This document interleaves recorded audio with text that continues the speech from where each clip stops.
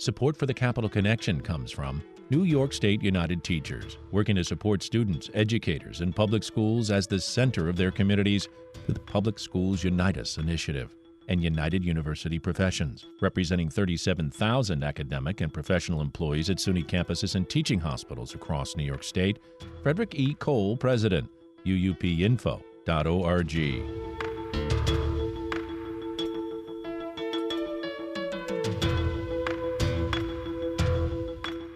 It's the Capital Connection. Hi, I'm David Gustina. Back with us is Lucy Lang, who is coming up on 2 years as the Inspector General of New York State. You can find out more at https://ig.ny.gov. Welcome back to the Capital Connection, Inspector General Lucy Lang. Thank you, David. There's no one I would rather celebrate my 2-year anniversary with than you and the WAMC family. Well, happy anniversary. It is a job that has a lot of responsibility. We talked about a number of things when you were on the first time with us, including your demand for independence in that job. And I know you have been working on getting your office up to snuff with the rules and regulations. Why don't we start there? Tell us what you've done in your own office. We appointed a chief technology officer for the first time in the agency's history, and he has been charged with working with our terrific IT staff and all of our staff in the different disciplines of the house to make sure that we have a state-of-the-art program for case management, and that we believe is really going to transform our practice in the years to come because evidence is coming in so many different forms, including electronic forms, and we want to be best positioned to be able to analyze evidence quickly, efficiently, and accurately in furtherance of complete investigations. What does it mean in here when it says trained all staff in psychological first aid? Well, we worked with social workers from the New School who train folks coming out of war zones in how to identify signs of trauma.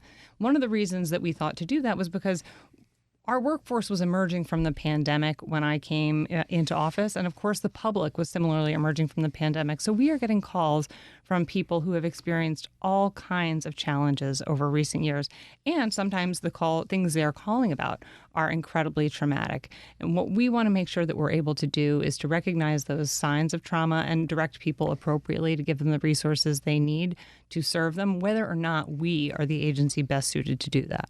Lucy Lang, this makes me think of what's been happening in the news as of late. And we've seen with the conflict in Israel and Gaza, the issue of hate has risen all over the world, and it's up dramatically in New York. And we're not only talking about Jewish hate, black hate, transgender hate, you name it, these forms of what I would say ultimate ignorance are growing in our state. I wonder if that's part of that psychological first aid in recognizing that somebody might be suffering from trauma from this. Absolutely. And as a Jewish New Yorker, this feels deeply personal to me. I want to make sure that my staff are able to receive the support that they need because they reflect the diversity of New York State as they should. And people come from very, very different backgrounds. So in troubling times like these, we want to support folks internally. And of course, we want to provide support for the public. Now, as you get your office ramped up and have your staff trained, you're also out there training the other staff and talking to them. What does that mean in terms of the number of investigators that you have going out and talking to other agencies? We've created for the first time ever the role of director of training, and that staffer is working with every investigator, every auditor, and every lawyer in our office to identify agencies that need training and to hone trainings that are specifically for those. We train every incoming class of corrections officers in the Department of Corrections. We have now that we are about 2 years into our new jurisdiction over gaming in New York State. We have trained every member of the Gaming Commission across the state.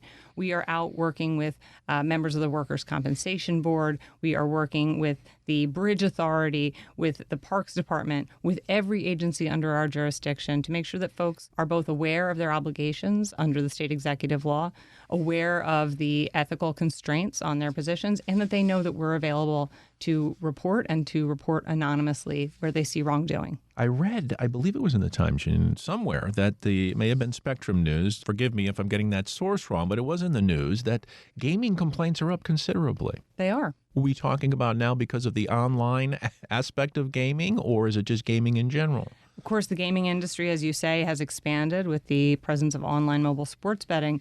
It may also be that moving the Gaming Inspector General out from the Gaming Commission and into the offices of the Inspector General has created a kind of line that people are responding to. But I also believe that it is the work of our Deputy IG for Gaming going out on the ground, working at racetracks and casinos to train people. We've really done a tremendous amount of outreach, and I'm grateful to the gaming staff for having done that. That could also be a form of trauma, couldn't it? If someone has a gambling addiction, that Absolutely. may find its way right into some staff of an agency that could cause problems, not only with their own funds, but with public funds. You know, David, we are talking to some of our partner agencies, the Office for Addiction Support, and also to some of the industries like the NFL, where we see problem gambling, and thinking about how we might be able to create resources and better support people who are suffering from gambling addiction, because we certainly do see that as the industry is expanding, the attendant problems are expanding as well. And one of the things we talked about last time you were here, Lucy Lang, State Inspector General of New York, was the idea that you were going to look more at systemic problems than rather trying to do the gotcha game of getting maybe one individual who is ultimately a symptom of a larger issue. And you've been looking at one of the agencies, the Department of Corrections, I know, looking at abuses from COVID policies, fraud. And there are some pretty galling cases, but talk a little more about the systemic part of this and what kind of examples are involved here.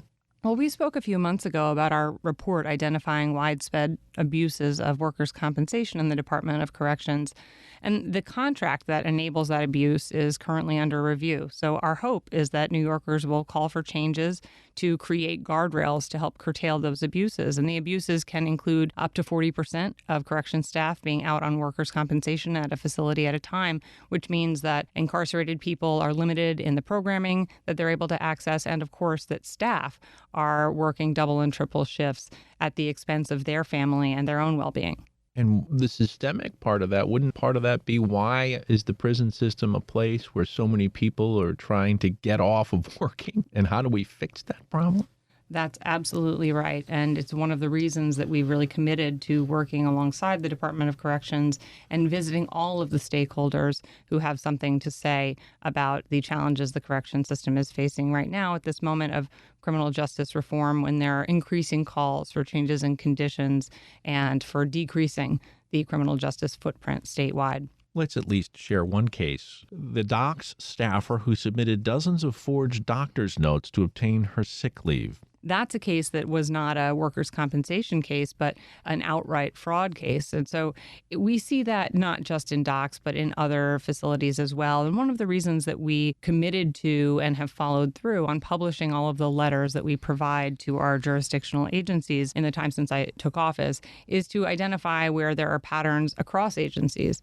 And we just this morning published about 13 recently sent letters that included the use of forged doctor's notes, the use of forged time cards. And we are really committed to those specific cases, making sure that folks are held accountable, but also that all of the state agencies are putting into practice the kind of protocols that prevent the abuse of the system that comes at a cost to New Yorkers. Is there an average time from, let's say, complaint to full-on investigation when it comes to something like this? I mean, I know you probably have to verify that the complaint is legit and you have to follow certain protocols, as you said. So is there some sort of time frame that you look at when you say, almost like a lawyer's investigation, right, in a case? How long will this take from lip to cup? Well, I came from a district attorney's office where we had the constraint of 6 days to present a case to a grand jury after someone was arrested if they were held in. And the speed here is very different because we are usually dealing with a far pre-arrest investigation. That said, we do an interdisciplinary assessment of every complaint within a week of receipt. And then within the week or two following that, the team, which includes a member of leadership, assesses whether or not there's merit to the complaint, whether it's something that should be sent back to the agency for further analysis, whether it's something that more properly belongs in the state's kind of HR jurisdiction, or whether it warrants the full open of an investigation. And our investigations can last from a month on something that's cut and dry and focused on an individual person to, unfortunately, to several years where we identify that there may be more widespread misconduct or where we find that we need to obtain a great deal of additional documentary evidence. Well, if you're doing a fraud investigation and someone's convicted of criminal behavior, are you a referral agency to then the law enforcement agency that gets involved? We're really fortunate to have strong relationships with law enforcement across the state. So we work sometimes with the local district attorneys, sometimes with the Attorney General's office, and often with the United States Attorney's offices in prosecuting cases where we feel that there is a likelihood of a criminal outcome. In fact, excuse me, let me just interrupt you for a second. And are those folks likely to refer an investigation to you? Will it come up the chain? So like, let's say Albany County District Attorney David Soares, will he say, hey, look, you might want to look further into this case? Absolutely. Okay, so your investigations take time, a little more time than it would be in a criminal case in a court, but certainly complaints are important to your office, and you want people to file those complaints. Let's talk about that. The average person out there may have a complaint. It may not be handled directly by your office, but certainly we can go to that website. We can get to you to find out where we might complain, depending on where the complaint would have to go to. That's right. We're always happy to serve as a clearinghouse if we're not the right place for a complaint. And people can reach us at 1-800-DO-RIGHT or through our website, ig.ny.gov, or on social media platforms at New York State IG. And it's interesting because sometimes what starts as a small complaint turns out to be a much, much broader problem. So, for example, we, during COVID, started to receive complaints that people trying to get their unemployment insurance benefits would seek those and then be told that they had already received them. And it turned out, in one case that we've investigated, an Albany woman spent the entire fall of 2020 touring ATMs around the Capital Region in her Maserati SUV, withdrawing unemployment cash from accounts she had created from identities stolen from unsuspecting New Yorkers, who were then not able to receive their own unemployment insurance benefits that were sorely needed at that time in the pandemic. So that turned out to be part of a much broader scheme to defraud New Yorkers who are entitled to these benefits, and that's an investigation that is ongoing. So she has now pled guilty and will be repaying $700,000 in restitution to the state. But how'd she get caught? It's actually a pretty interesting story. She was identified through the use of surveillance footage at some ATMs, and a member of my staff working in collaboration with local police was able to identify the person they believed to be showing up on a number of different ATMs where they were using these what we then understood to be not her identities. And coincidentally, this investigator from my office, I believe, was getting gas at a gas station and saw the familiar Maserati in the parking lot and walked in and saw that she was in fact there and at an ATM. And so called the office for backup. A colleague joined him and they trailed her to a storage facility. And later we were able to search the storage facility, find additional proceeds of her wrongdoing, and to pursue a criminal case against her. My goodness. So small town, Smallbany, right? Well, but it might even be easier for some in a larger city like New York to get away with it, right? Well, we see it happening across the state, and we are very aggressively working to identify and dismantle unemployment insurance fraud schemes. Well, let's also talk a little bit about something that often makes the political debates, which is welfare fraud and people's sense of whether we should be providing people with welfare. And often what's used as the complaint, I would say most of the time from the Republican side of the aisle, is that there's too much welfare fraud. We need to go after these welfare cheats. How much of a percentage of what you're actually seeing out there comes directly from welfare fraud? We certainly investigate allegations of welfare fraud, and some of them are really just sad cases where people are not benefiting in huge amounts. And in those cases, we work with the Department of Social Services to shore up whatever the gap was that was allowing someone to defraud in some nominal amount, because of course it can't continue. But the cases that we feel are more egregious are ones where people are really capitalizing on vulnerable New Yorkers and getting benefits to which they're not entitled. And I think, in fact, of a recent case in which an Erie County man received thousands and thousands of dollars in SNAP benefits in the names of his children with whom he was out of touch and did not have custody. And so that's a kind of galling behavior that we are really committed to cracking down on, and that we work very closely with the Departments of Social Services around the state and with district attorneys to make sure doesn't happen, that folks are held accountable, and that kids get the benefits they need. Sure. And, if you add up the monetary fraud in that particular case, might not come close to a white-collar fraud case where millions of dollars are being redirected. Absolutely. We're speaking with Lucy Lang. She is the New York State Inspector General. Let's go on to another subject, which is related to all this. And I began to think of it because the example of the woman going ATM to ATM and stealing identities. Data. You are now a year into your open data plan. Now, that has to do with allowing data out there for people to see, public data, which is something we at Public Radio like to see public officials do, put their information out there for the public. Let's start there on your open data plan and what that means. Then I want to go into the dangers of having open data. How do we incorporate AI now into this, and the future, which looks frightening when it comes to just one phrase I'll mention: deep fakes. Ooh, bringing out the big guns, David. I'm sorry. Well, a year in, we have been posting our complaint data monthly, and we're seeing thousands of users a month reviewing our data, which means that what we're doing is working, that people want to see what it is we're doing with their taxpayer dollars. It means that journalists and researchers are using it for the purposes it was intended. Complaints have increased 6% since we started publishing the data, and we are receiving 22% more FOIL requests, which, despite the fact that it's an increased burden on my FOIL team, it does mean that the public is taking an increasing interest and seeking to learn more about our work, which is precisely what we intended. And just for our listeners, Freedom of Information Law requests, so that means public officials should be giving up public information. They actually work for us, That's exactly right. And we invite the public to ask us what it is we're doing. So our transparency plan has been really successful in terms of that aggregate data, and also in terms of publishing the letters. I described some of them before. And we really have worked closely with all the agencies we oversee, both to encourage them to increase their transparency where possible and to lead by example. And our hope is that by putting out a dashboard that includes our materials and everyone seeing that the world has not fallen, that we may see other state agencies follow suit. Well, let's move into the more interesting and potentially dangerous area of AI, or even just the misuse of data.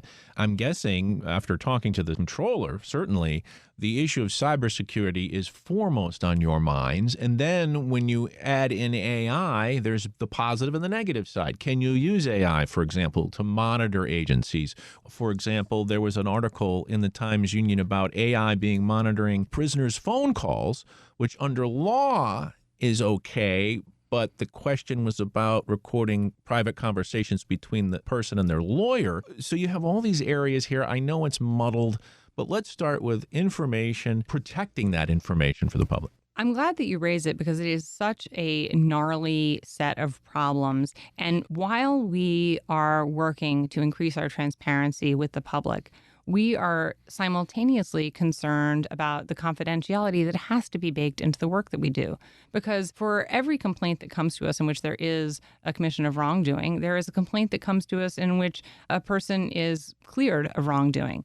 And it is a complicated line when we put things out and when we don't. Now, just to give an example, we made the decision as an office to not put out press releases when someone is arrested, but rather to wait until someone is convicted because of the presumption of innocence. And that goes to this core commitment we have to confidentiality, to due process, et cetera. And those are questions that are really at the core of how we're going to handle artificial intelligence as a law enforcement community and as investigators.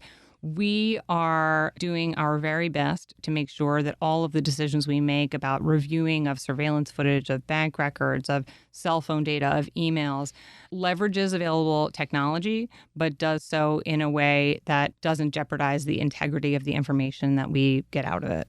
We're speaking with Lucy Lang. She is the State Inspector General of New York.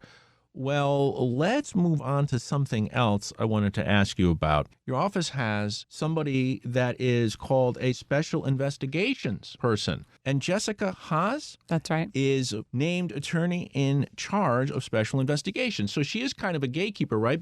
Well, it's a collective decision what falls under that purview. And of course, many of our investigations are very special to me.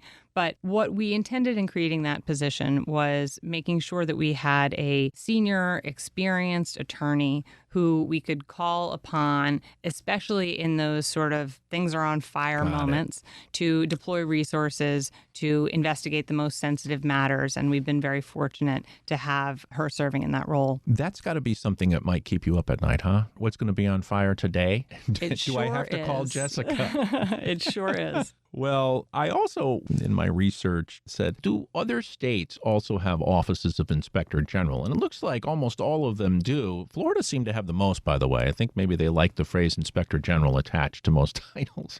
New York has quite a few as well. Do you ever coordinate? Is there ever a multi-state investigation where you ever have to talk to another inspector general, the Massachusetts inspector general, the Connecticut, whatever it might be? Obviously, issues don't stop at the border. One of the first things that I did upon taking office was to join the National Association of Inspectors General, and I'm so thrilled that we were able to host that association for their annual conference in New York City just last month. We had 500-something inspector generals from all over the country and 3 international inspector generals who joined us for a really robust set of conversations and trainings about best practices in the work that we do of oversight. And inspector generals can range from handling discrete areas of a municipality, the public school system, for example, or the transit system, to overseeing a city, like in New York City, the Department of Investigations, to something more like us, the State Inspector General. And it really does vary by state. But it's quite an old concept dating back to Louis XIV, in fact, and has been part of the American tradition, really in the military context, since the days of George Washington. In fact, an upstater, Baron von Steuben, the first American Inspector General. The issue of elections and voting this week in New York State. And I know that's not your jurisdiction. However, you are a politician. You are a person who understands elections. You've run. Why don't people vote and turn out for elections? What is it in the mindset of someone, and it could be different reasons, that they say, I'm not going to go vote? This is right on point to the issues we've been talking about, David. It is people being disaffected by politics, people feeling that government doesn't serve them. So the work we do in the oversight community to make sure that people know that government is operating with integrity and that when it's not, someone is looking at it and there will be consequences, is precisely what makes people have confidence in reporting crimes and wrongdoing and makes them feel like their vote actually matters. I voted early last week at Wadley High School in Upper Manhattan, and I was the only person in the gymnasium. And I want to give a tremendous shout out to the poll workers because there were probably 15 poll workers in there waiting, there to serve, making sure the integrity of the electoral process was in place.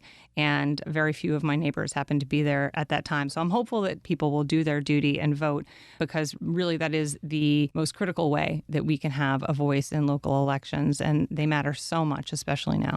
And I can't avoid it, Lucy Lang, but you have a former president of the United States right now, as we speak on a Monday, in court in Manhattan for a different case. It's a real estate case, but you also have the attempt to overturn the election, January 6th coming up, that trial.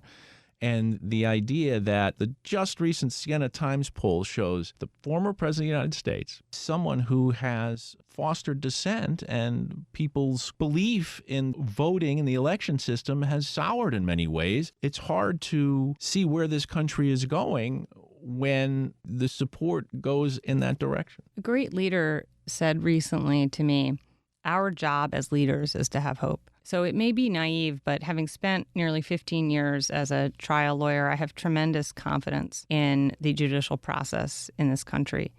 It doesn't always get it right. It's far from perfect, but it is the best that civilization has yet known.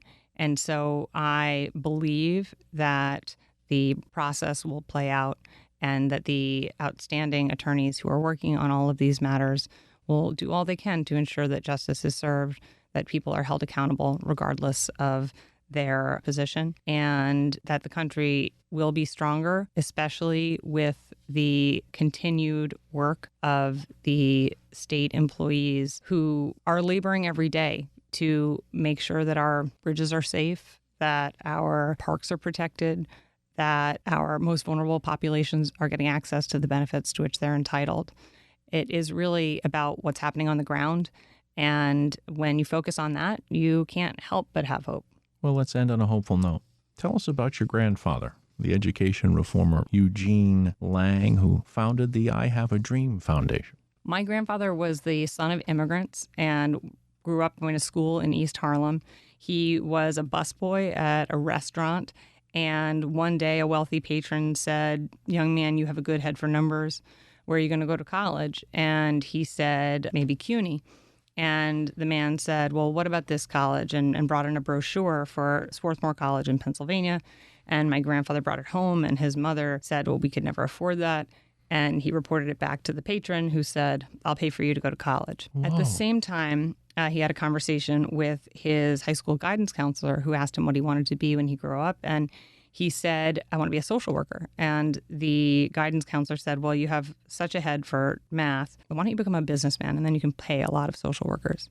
So my grandfather, due to the largesse of essentially a stranger, ended up at college and went on to business school and ultimately ended up taking the model that he had benefited from and adopting a class of students at his middle school in East Harlem and making sure that they had the supports that they needed to get through high school and ultimately on to college. And that's become the model for the National I Have a Dream Foundation, which works with kids across the country to make sure that they get to college, and that when they get to college, that they have the resources to stay and to succeed. And I'm very lucky to still be in touch with some of the young people who he first made that connection with in 1981, which was the year that I was born. And some of them are working for the State Department. Some of them are working for law firms. I mean, they're doing really remarkable things, and it's great to see their kids going on and excelling as well. And of course, you graduated from Swarthmore. I did indeed. What a hopeful story at the end. Just think about what that means. You work hard, you get recognized, and something good can happen. One hopes. Lucy Lang, State Inspector General for New York. Always a pleasure to speak with you. And as I tell all my guests, I only hope we'll get you on record right now saying you'll come back again. You know I will. Thank you so much for joining us. Thank you, David. The Capital Connection is a production of WAMC Northeast Public Radio. You can listen to The Capital Connection anytime at WAMCpodcast.org or anywhere you get your podcast. And join us again next week at this same time for another political conversation. For The Capital Connection, I'm David Guistina.